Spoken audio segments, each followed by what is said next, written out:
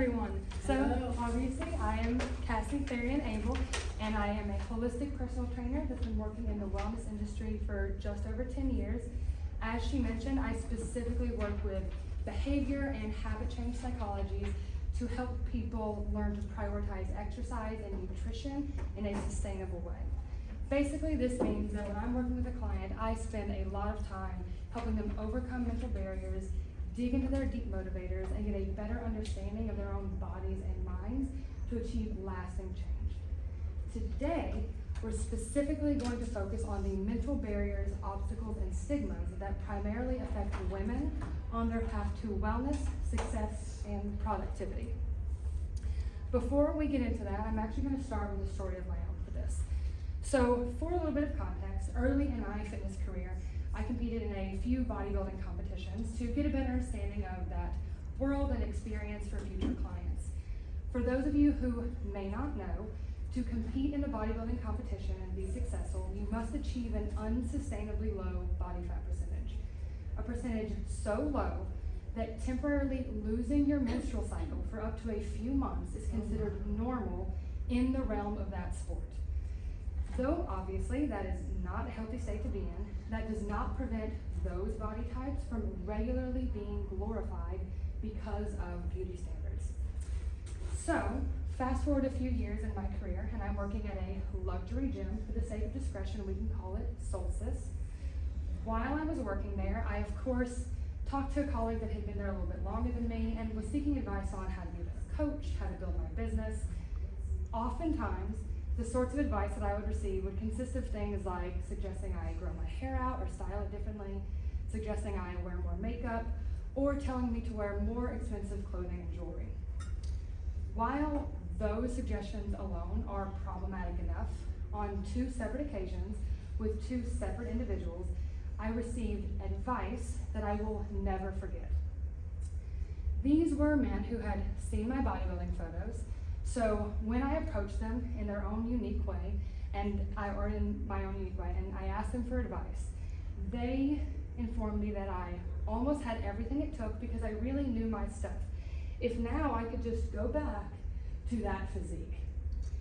Keep in mind, these were men that were other fitness professionals, meaning they were familiar with bodybuilding, they knew what it took to step on stage, and they knew how to recognize a dangerously lean physique when they saw it. This means they were fully aware of the medical repercussions that would come from me trying to maintain that physique. But nonetheless, I was encouraged to disregard all of that because for women, our outward appearance is so often tied to our worth and our right to take up space. What is most upsetting about my story is not just that my outward appearance was deemed more significant than my knowledge or skills. What's most upsetting about my story is how many of you I could see relating to this experience in some way.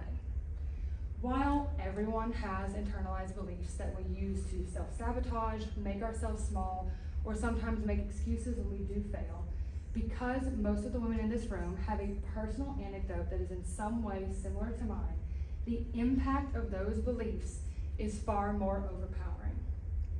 Now, unfortunately, the sheer amount of harmful negative beliefs that a person can have is infinite. So today, we are only going to be talking about those that affect women on their path to wellness and success. And naturally, that all begins with beauty standards. Now, when I say this, please know that is not me saying it is in any way harmful or anti-feminist to have aesthetic goals. The problem comes when we begin to struggle to separate how we want to present ourselves to the world from how the world wants to see us presented. Now, before we get into strategies to overcome that, we should probably establish why this is so important.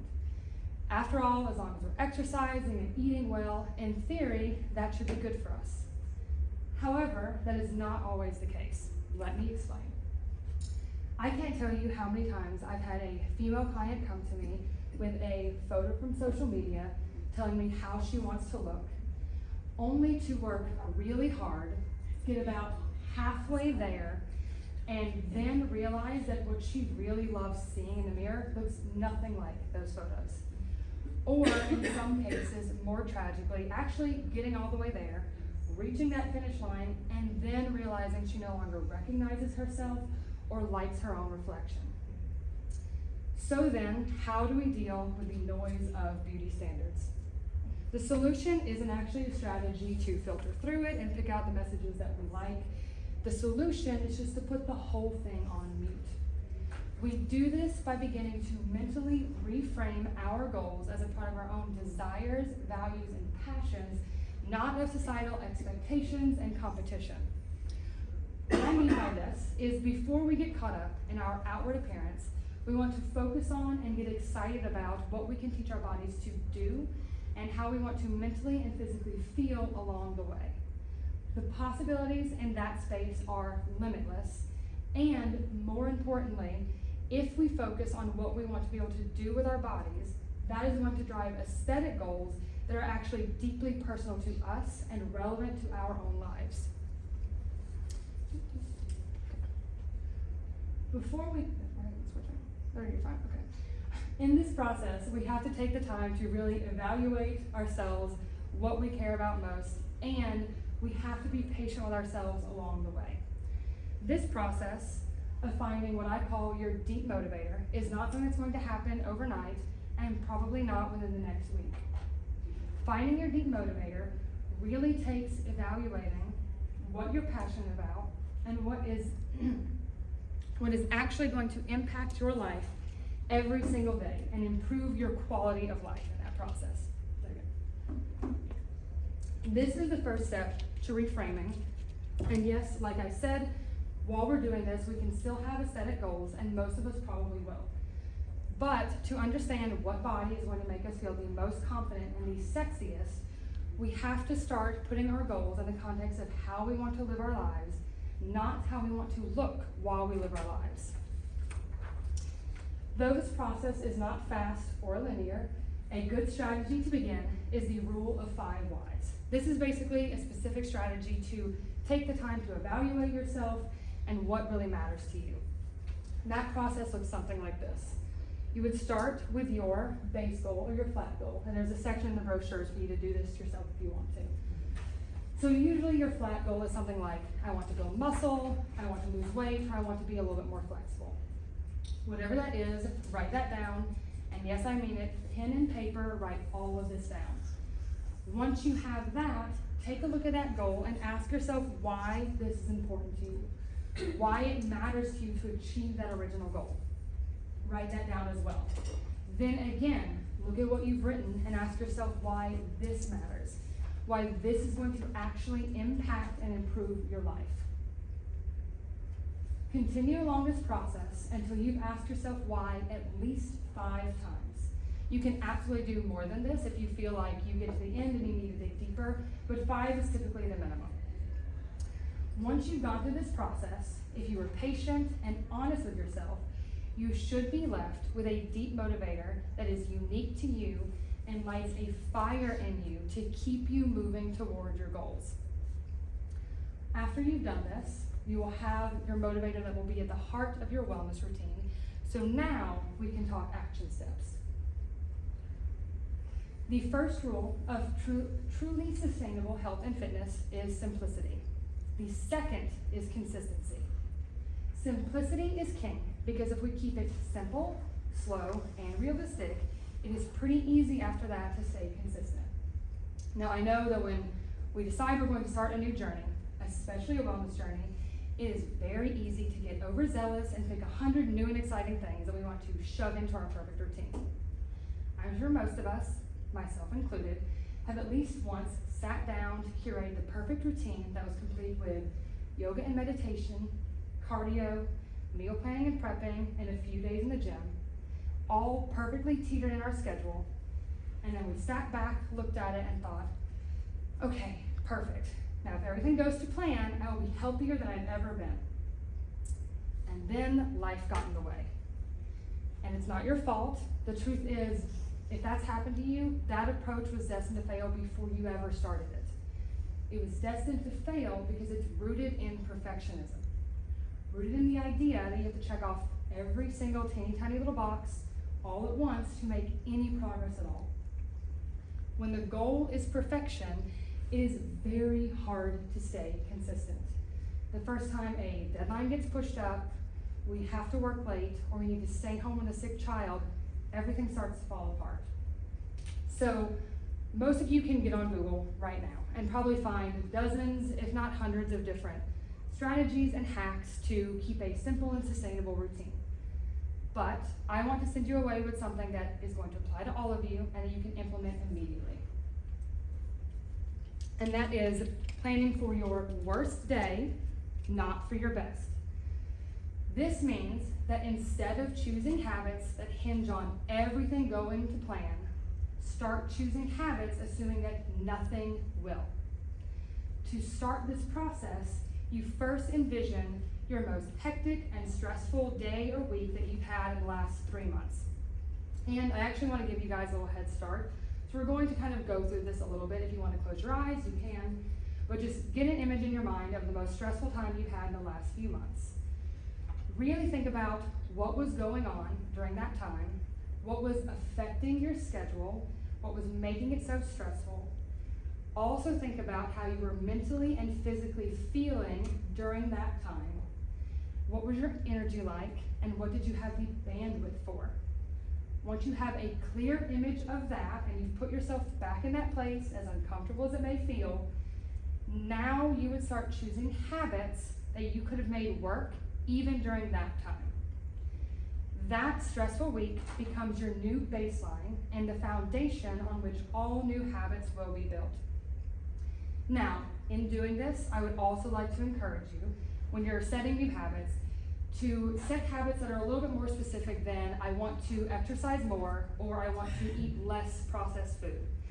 While those are wonderful things to work toward, the problem with more or less based goals is more can be infinitely more, making it feel unattainable and impossible. Meanwhile, a habit that is based on just doing less could be never, making it feel suffocating and restrictive.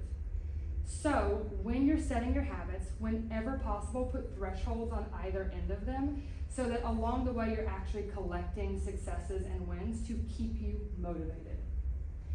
Now, with doing all of this, you may find that you can only introduce one new healthy habit at a time. If that is the case, that is perfectly fine. To be honest, most of my clients only introduce one, maybe two at any given time. So if you're going through that, don't get frustrated. Just remind yourself that even teeny tiny little steps are still going to move you forward. Now, in a minute, we're going to talk about the societal pressures that affect how we view our bodies, our time, and our success. And we're specifically going to be talking about hustle culture. But before we get to that, I think to take that conversation seriously, it's important that you understand what's actually at stake as a result of those pressures. So we're going to talk about two areas of life that suffer most from the pressure to do it all. And those are stress and sleep. Now before I get into this, just fair warning, I'm going to get a little bit sciencey here on you, so just take a breath while we dig into why self-care is not just happy feel-good stuff, it's actually rooted in science. So you may have heard that stress makes you gain weight. In that breath, you may have also heard of cortisol. In addition to talking about cortisol today, we're going to also discuss dopamine and oxytocin. Before I start explaining all of these, I want to kind of get a sense of where we all are.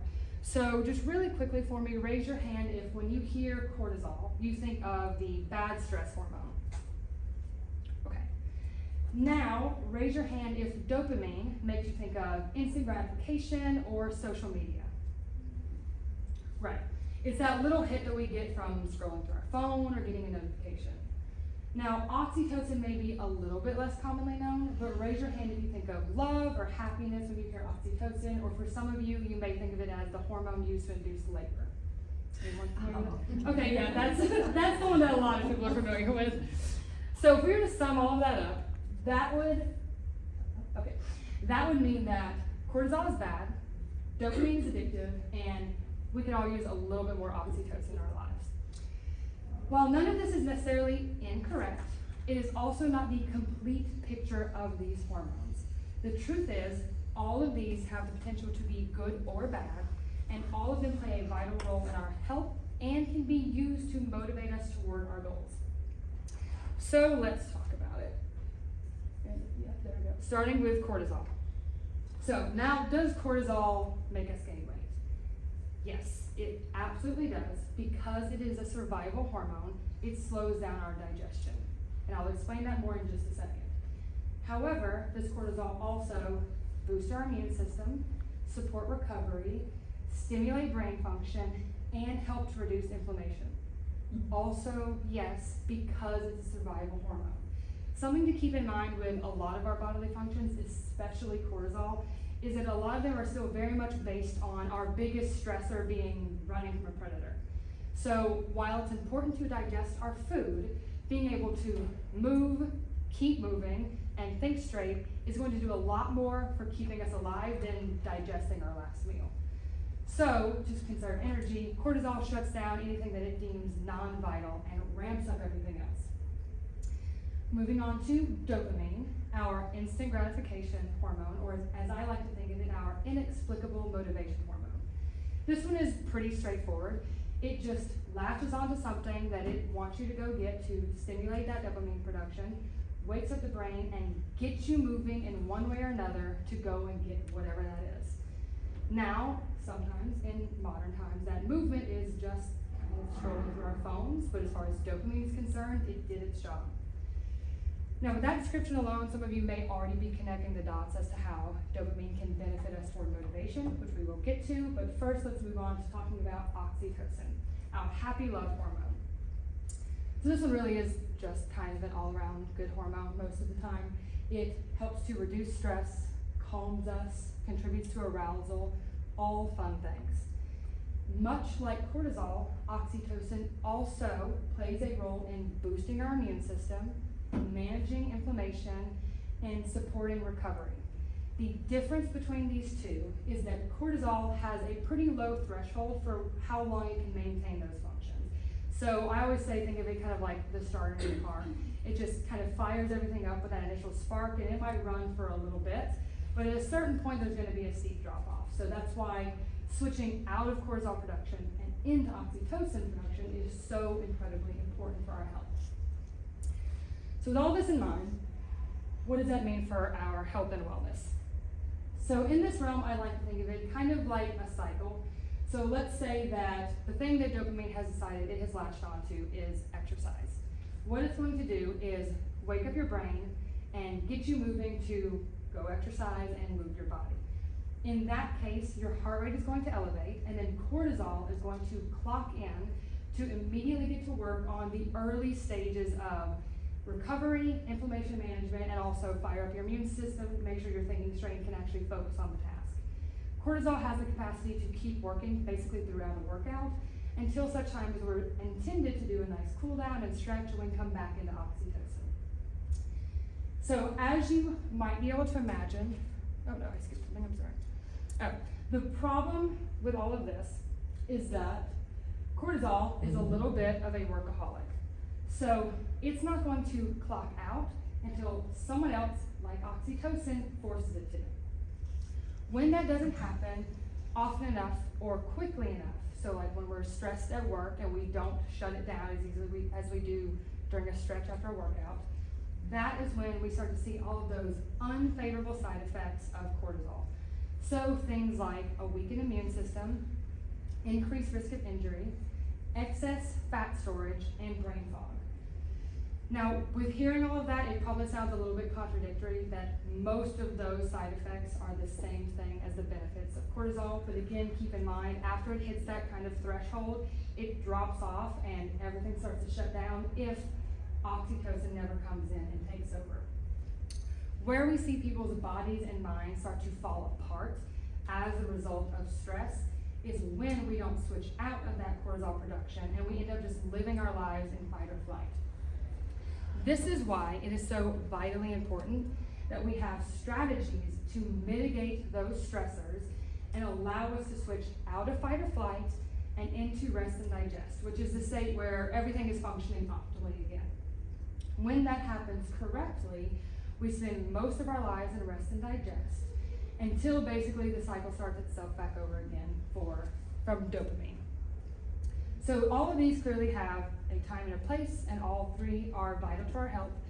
But stress is not the only factor at play that causes the excess production of cortisol. We also need to talk about sleep deprivation. This one's a little bit more simple. So obviously sleep deprivation also triggers the production of cortisol. We're also going to talk about two other hormones, ghrelin and leptin. To start with cortisol, we have a basic understanding of that at this point. So when we're sleep deprived, basically all cortisol does is it forces us to hold our head up, think sort of straight, and just kind of keep moving. Ghrelin and leptin are our hunger and satiety hormones respectively. So when you're sleep deprived, whether you realize it or not, that is another time that we are in a survival state. So we're stuck in that fight or flight. You have maybe noticed that if you have a day when you didn't sleep well, the next day you're a little bit hungrier than normal, or your cravings are a little bit more intense, or maybe you have more of a sweet tooth. The reason that happens is when we're sleep deprived, our leptin hormone, which is responsible for helping us actually feel full and satiated after a meal, is suppressed.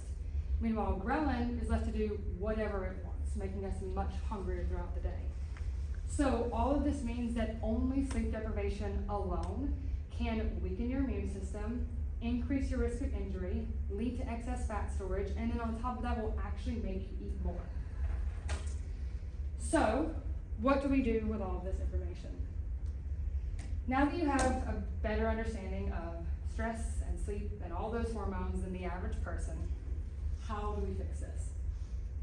The truth is, I am telling you this because the profound impact that sleep deprivation and stress can have on your body, your mind, and your productivity is so often brushed under the rug. More often than not, when I'm working with a client and I suggest that they prioritize deep breathing throughout the day or a bedtime routine, they practically roll their eyes at me. I can almost hear them thinking, okay, coach, that's great, but can you just give me something real to do instead of all this fluff? And some have actually said that pretty much to me. So, for all of you in this room, the solution is to just start taking this stuff seriously. Otherwise, a lot of the time and effort that you're putting into your exercise and your nutrition is going to go to waste. Now, I understand that lifestyle and schedule are always going to be a factor here. So what taking these things seriously looks like for you is probably not going to look anything like what it looks like for the person sitting next to you. But what matters is prioritizing this stuff through actionable strategies for stress management and personal boundary setting. Which brings us to hustle culture. So along this path that we're on to reframing our goals and our mindset towards self-care, you'll likely hit a particular wall that many women struggle to climb over. This wall is built by hustle culture. The idea that every minute you're not working, not grinding, someone else is surpassing you, or that you're actually losing progress. Now, while I would love to dig into the abundance and the scarcity mindset that are wrapped up into all of this, I don't have the time for that today, so if you've never heard those concepts, I really encourage you to look into them after this, and specifically look into the connection between the scarcity mindset and hustle culture. For now, though, we'll just suffice to say, hustle culture is not a path to success. At this point, it should come as no surprise that this mindset leads to excess cortisol production, sleep deprivation, brain fog, and living in fight or flight. Effectively meaning that hustle culture is only keeping you small, not helping you succeed. You saying what kind of culture? Hustle culture. Hustle, So it's okay. that like work and rise and grind and Gotcha. never stop working mentality. I wasn't sure what you said. Sorry. Okay, in my field, less is always more, and the proof of that comes up to bite people all the time. So many of my clients are highly driven and ambitious women. So a lot of them are very tangled up in this perfectionism, hustle culture mindset. So many times when they come to me and I let them know that they can make great progress toward their health in 6 months with only 3 workouts a week, what they tend to hear and will say back to me is, okay, so then if I work out 6 or 7 times a week, I get that same progress in 2 or 3 months. And if you just had that same thought, I encourage you to mull that over as we go through the rest of this conversation. So, if I'm working with someone and that's the kind of response I get, of course I encourage them, let's take it slow. Let's ease into things. We can ramp it up later, but right now let's just kind of ease in. Unfortunately, a lot of times they're too tangled up in that mentality. I can't quite get through to them just yet. So the best I can do is give them as much support and guidance as I possibly can while they go through the process of figuring it out for themselves. That process usually looks something like this. So they sign up and they show up for their first weekly coaching call.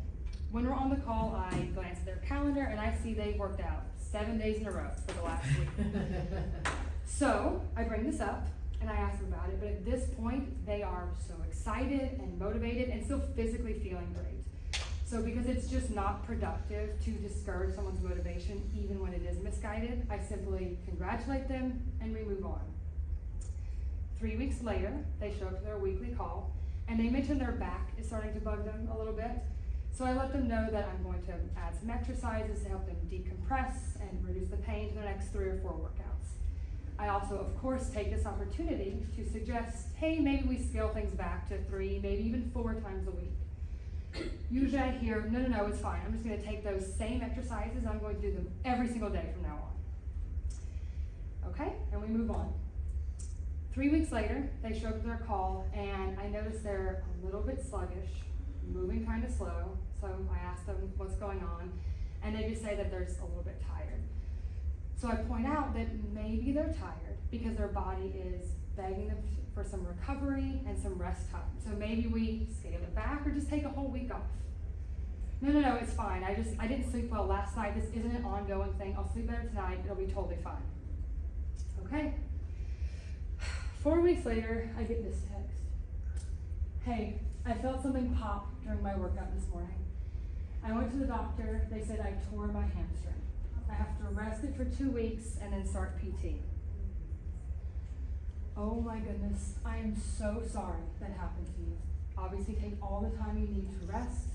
Once you're cleared for movement, we'll start you back at once or twice a week alongside the physical therapist recommendations. But we'll have to take it slow to keep you safe. Our focus has to be on recovery, so your other goals will need to be put on pause for now. I think that's okay after that. Yep. For reference, a torn hamstring can take up to 3 months to heal with low risk of injury. And for the average person, it takes at least 6 months to actually begin to feel normal again. No days off in your workout routine is no different than neglecting time for self-care, personal boundaries, and vacation. No days off easily becomes always on the clock, always accessible. And as modern women, we are often plagued by this idea to an even greater degree. We've all seen videos talking about this, and more importantly, we've all felt it. Oh, there we go. Work hard, but don't be too closed off. Be educated, but don't be too loud about it. Be strong, but not too masculine. Be beautiful, but don't show it off. Be successful, but don't be too bossy. Be nurturing, but don't be a pushover. You have to be a mother, but remember to have a good career at the same time. Devote yourself to your career, but why aren't you spending more time with your children? Oh my goodness. Or why don't you have children? It's a lot to juggle just these contradictions alone. Yeah. Now add the pressure of rise and grind, you'll sleep when you're dead, hustle culture. This is not a path to success in any area of life. So what do we do? As I hope you're beginning to recognize by now, prioritizing balance and self-care is only going to make you more productive and more successful in every area of life. And most of you already know this on some level. No one does their best work when they're sleep deprived, no matter how many coffees or caffeine pills you take. And no one is optimally productive when you can't think straight. Now, as I said, many of my clients are highly productive women. So these are CEOs, leaders in their field, or women that are single-handedly holding together their families and their entire community. So they are often afraid of prioritizing these things for fear of losing time. But it never fails when they do finally start to take this stuff seriously and prioritize all of this. Suddenly they recognize they can now do in 1 hour what previously was taking them 2 or even 3 to accomplish, just because they're able to think a little bit more clearly now. Efficiency always wins, and self-care is often at the heart of efficiency. So how exactly do we do all of this? We've already talked about establishing your deep motivators, so naturally that is our step 1. Taking the time to really figure out what deeply motivates you, using the worksheet that's in the brochure and going through that process and finding something that lights a fire in you and will actually improve your life every single day. In doing this, also remember it should be deeper than my doctor told me to lose weight or I want to look better in a bikini. Those things are perfectly fine to work toward, but remember to ask yourself why those are the goals to begin with so you know what's really important to you when you're doing this. And remember, if you're struggling to get there, using that 5 Whys worksheet will help. Once you have that, now we can actually begin using our own biology and psychology to motivate us and help us work toward our goals. To start, dopamine is our secret weapon for motivation.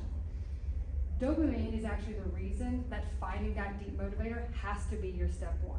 It essentially becomes your mantra along the way.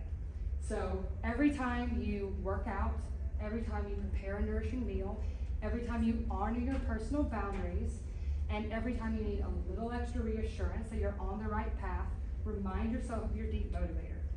Use it to motivate yourself when you're not feeling like working out or preparing the meal, or use it to praise yourself when you accomplish something.